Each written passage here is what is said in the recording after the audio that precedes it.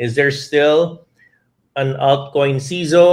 Ito bang sinasabi nating altcoin season? Coach Miranda, meron ba bang altcoin season? Is there still an altcoin season? Mabubuhay pa ba ang aming mga alternative coins? Pag-usapan po natin yung mga maiinit na issue na yan.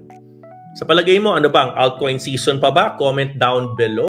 Okay, so let's talk about data. Based on data, it's still a Bitcoin season, no? 24 ang altcoin season index. Ito po ay naglalaman ng total of the top 50 performing altcoins, no? In the coin market cap. By definition, if 75% of the top 50 coins performed better than Bitcoin, then it's already called an altcoin season. So based on definition, Bitcoin is currently at nandito sa area na to.